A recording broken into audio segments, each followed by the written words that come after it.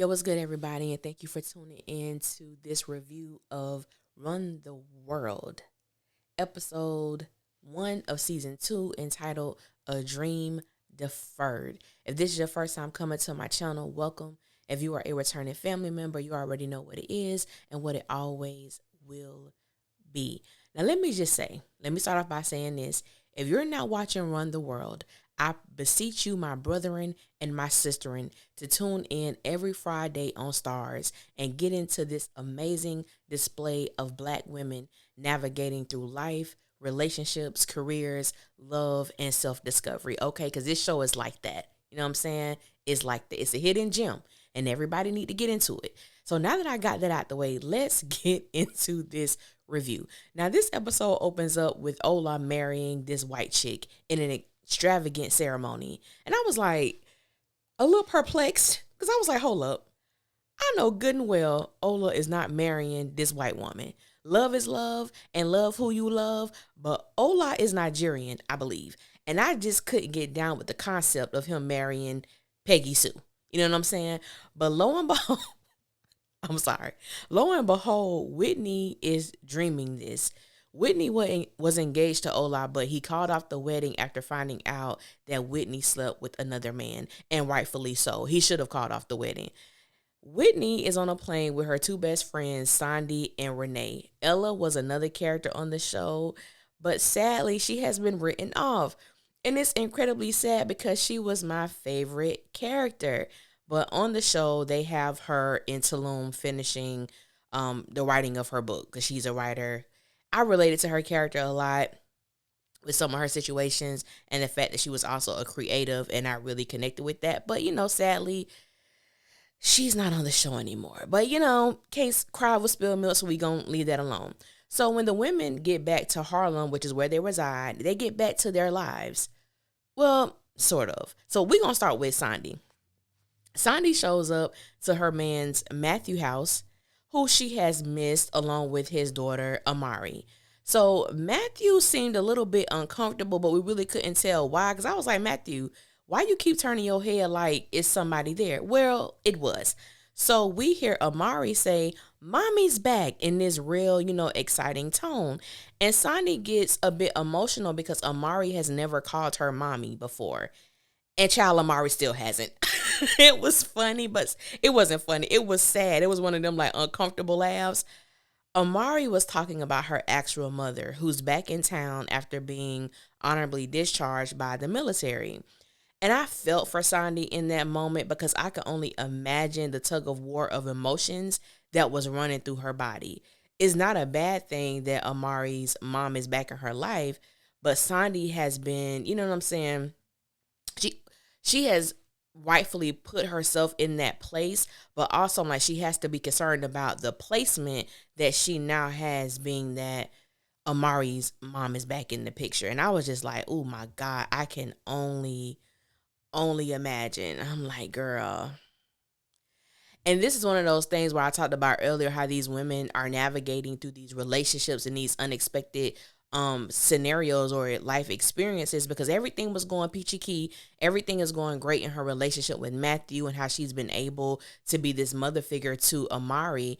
Now all of a sudden Amari biological mom is back, and it's like, where do you see yourself? How do you fit in this picture? Those are legitimate concerns. And I was just like, wow, that is truly something, you know what I'm saying, to navigate. And I also wonder, how Amari's mom felt about this woman who had a prominent place in her daughter's life. I was like, how is this going to turn out? I'm very interested. But we're going to skip on over to Renee. Renee is allowing Whitney to crash at her place because Whitney is afraid to go home. After Ola called off this wedding, she really doesn't know what to do. She's afraid to go home, and she don't want to take her ass to work. She just don't. And so she doesn't want to deal with the whispers and the questions and all of that other good stuff, which is legitimate, but that does not give you a ticket to vacation on my couch. You know what I'm saying? And so Renee is concerned about Whitney, which is, I completely understand. And she's just wearing out her welcome because, as I stated, she won't go home and she won't go to work. So she's always around. She's always there.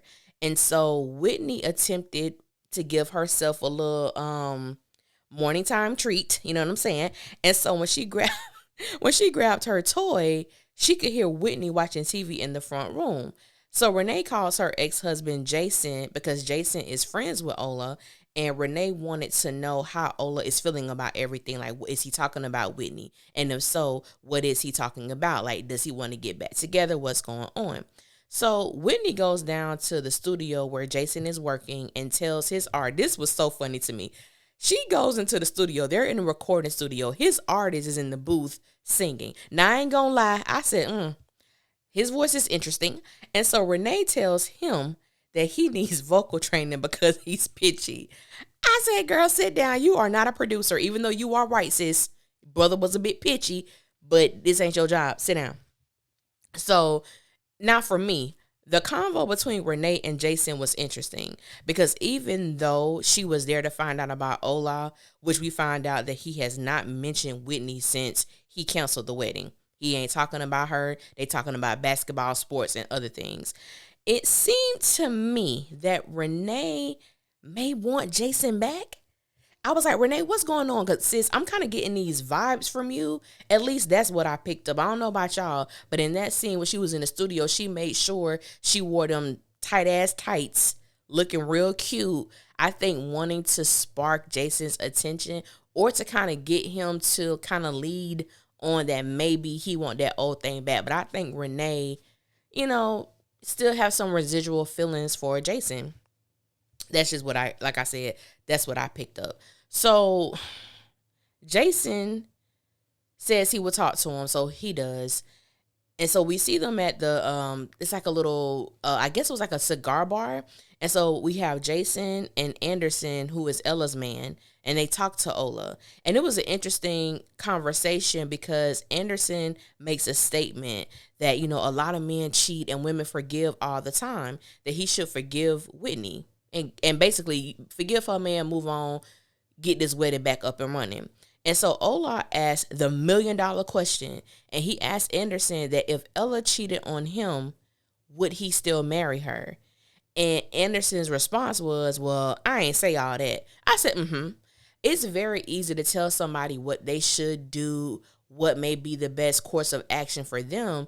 But when you're posed with that question or you're posed with that situation or that experience comes knocking on your door, you're not as quick to jump to the advice in which you gave someone else. So it was interesting hearing this dynamic come from men because it is true. I do believe that women are more acceptable of cheating than men are. And just based what I've seen in my personal life, what I've experienced from friends, a man cheat, girl, I'm going to take him back. We're going to work this out. Even though he's done it multiple. The stories, y'all, I could tell about the women friends in my life who have been cheated on by their boyfriends and husbands, it will blow your mind. And that the women still took them back.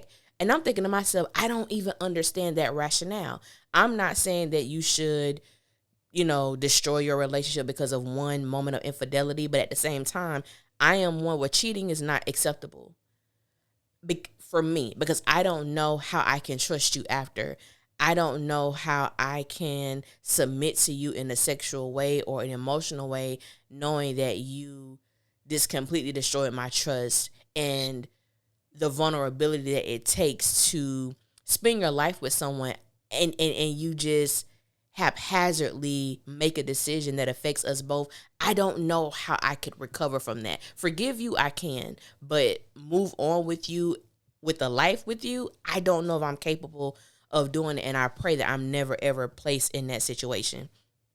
So Jason goes over to Renee's house so he could fill her in on the discussion that he had with Ola.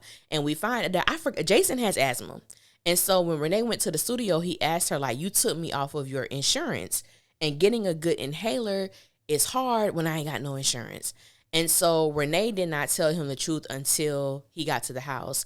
And she let him know that, she quit her job and she's starting her own firm, which is why he was dropped from the insurance. And, he was like, well, congratulations. But before we get to that, he tells her that what she tells him that what I did is really different than what you did, even though it may look the same. And what happened was, I'm not saying that Jason was like this horrible of a husband, but Jason was selfish. And Jason invested their mutual fund into his dream and his gift before talking about it with Renee, which I thought was selfish as hell. This happened in season 1. And I'm like, it's one thing to fulfill your dreams, to go after your aspirations and all of that. But when you are married, you don't take money that you and your spouse have worked for only to invest it in something that you want. You have to communicate those things. And he did not do that. And Renee did not support him or anything like that. And in this case, he told her that, I support you. I hope that you, become wealthy off this. He said, but don't worry. He said, I'm not going to treat you how you did me. He said, because one thing about it, doing this alone is hard as hell. And I think it hit where it was supposed to hit. I think Renee, like I said, I think she already has residual feelings for her ex-husband, and it's still there. And I think when he said what he said, I think it hit her in a way that she wasn't expecting. And I thought it was a beautiful example of how sometimes we can react off of emotions in a very urgent way, where we don't weigh out the options of, okay, me divorcing my husband, has he really done something, or a husband divorcing his wife, has she really done something that we cannot work through, that we can't make it work, that counseling won't help, that us scheduling time to communicate in a way where it is effective communication. And sometimes when you jump off, haphazardly, you make these decisions and you realize that maybe the decision that you made wasn't the best decision, and it was something that was done out of an emotional state. So I'm really interested in seeing what happens between Renee and her husband. All right, now I saved Whitney for last, y'all, because my Lord. So Whitney is the girl who you could tell always made the good grades, always made the right decisions, never missed curfew, wasn't sneaking out with boys when she wasn't supposed to. You could tell that Whitney was a goody two shoes, okay? Up until she cheated on her fiance. Now, Whitney was out with Renee and Sandy at this little bar type thing when Ola texted her that he was down the street from the house. Whitney made a beeline out of that restaurant because, one, she has not seen Ola in a while. And, of course, she missed him. I said, now, Whitney, you my dog, sis. I like you. Just like I like the rest of the women on the show. But I got to call Whitney out because it was obvious to me that Whitney is completely disconnected from the hurt she caused and the trust that she broke. So Ola wants to know why Whitney cheated on him. And Whitney tells him that she doesn't know why, but she knows that it won't happen again. Now, first things first, Whitney is lying, but we'll get to that in a minute. And so Ola asked a great follow-up question. He said, how can you say it won't happen again when you don't know why you cheated in the first place? So let's just break this thing down with Whitney, okay? One, Whitney cheated because her ass wanted to. Let's keep it all the way real spill. Two, Whitney cheated because she wondered if she missed out on being sexually promiscuous. I understood where Whitney was coming from. I have friends who have been with the same person since we were 19, and they question if they missed out. Were they too serious too soon? Should they have experienced more people in a sexual manner or dating manner, whatever? All valid questions and thoughts. However, those things become problematic when your partner is unaware of how you feel and you decide to step out on them. And so Whitney feels because she gave Ola time and the fact that he canceled the wedding that they should be even. Because after all, they've been together for 10 years. I said, wait a minute. I didn't even know they had been together that long. I said, you have been with this man for 10 years. And you mean to tell me you threw all of that away because you was wondering if you missed out on getting sex from other people? And then you got to go back to season 1. The guy that she did have sex with, he was communal penis, which means everybody was getting it. It went like everybody had a ride on that. So what I said, baby, I'm not a cheater. We'll get to that in a minute. I was just like, what is going on? And all I'm going to say is that Ola exemplified great restraint, because I probably would have cussed her ass out. Because how dare you? Now, I've never cheated on someone, but I've had conversations with people who have cheated, and it blows my mind that whether it was a one-time thing or a elongated affair or a elongated cheating escapade, how can one actually muster up the audacity to present a timestamp on when I should be over being hurt, being deceived, and having my trust abused? How do you tell me that I should be over it, that we should be even, how long it's going to take? That is my, I don't want to say mourning process, but that is a moment of hurt. And for me to process that, I wouldn't know how long it would take, but I know one damn thing: you're not going to rush me to get over this. And I think that how Ola presented the facts is like, you can't just say, oh, then Whitney tells him, because he wasn't budging, he wasn't submitting to her feelings in that way, and I didn't blame him. And Whitney tells him that, well, I'm not gonna beg you again. And I said, baby girl, I don't think he wants you to beg him. I think he honestly wants you to get it. He wants you to get the fact that you had sex with another man. He wants you to get the fact and understand and acknowledge that what you did hurt him. You did not communicate with him. You didn't express what you were feeling, but you went and had sex with someone else. The violation of it all. And I think that by Ola, because Ola was like, he had a bag. Ola said he's moving out and he'll let her know when he can come back for the rest of his things. And like I said, I've never cheated on someone, and I don't ever intend on doing that. But it's just interesting to me when I see people who have inflicted that type of hurt on somebody and they just want them to get over, like, baby, forgive me and let's move on. It don't work like that. That's not real life. It just doesn't work like that. And I'm glad that we got a real visual of what it means to hurt somebody and how you go back. I'm not going to say redeeming yourself, and I don't feel like you have to go above and beyond to make that person feel like you won't do it again, but that's more so of a you issue than a them issue. Deal with the fact of why you cheated. And that's the thing with Whitney. I'm like, why you lie? You know why you did it. Why not just express that? You know what I'm saying? So, baby, Whitney was on that chopping box. I'm like, sis, what the hell you doing? You cheated on Ola. Baby, that wedding was going to be majestic, okay? And I'm not saying it's all about the wedding ceremony or like that, but I'm just saying it was what it was going to be, and it was going to be something to be at, okay? And was something that I really wanted to see. So I don't know if Ola going to, baby, I don't know. But it's going to be interesting to watch. And so we get to the last scene where the girls are at Ella's apartment. They're packing her stuff, you know what I'm saying, to have it shipped to Tulum.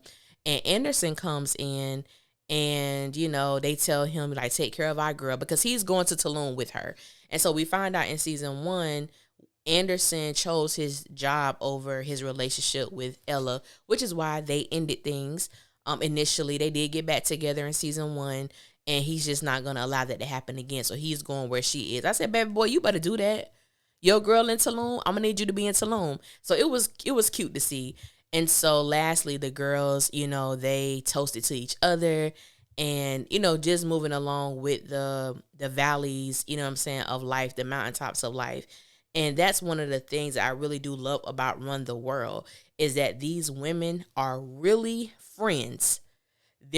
Their sisterhood is highlighted in every episode, and they still choose one another, whether that's giving hard, you know, tough love, whether that's giving real rap raw truth, you know what I'm saying, unfiltered, uncompromised, giving it to them how they need to give it to them. And I really do appreciate that aspect of this show, because in a lot of, I'm not going to say a lot of other shows, but there are shows that exist that exemplify Black women not in the greatest of light. And so I love the fact that these are intelligent women, that these are women who, yes, they are going through the trials and tribulations of life and how they're dealing with certain things, but I can really identify with some of these scenario life situations that these women are dealing with. But like I said, if you are not watching Run the World, I'm going to need you to start watching. It comes on every Friday on Starz. Make sure you get it. Tune in. It is amazing. I absolutely love this show. I wish that we got more episodes, but you know what I'm saying? Beggars can't be choosy.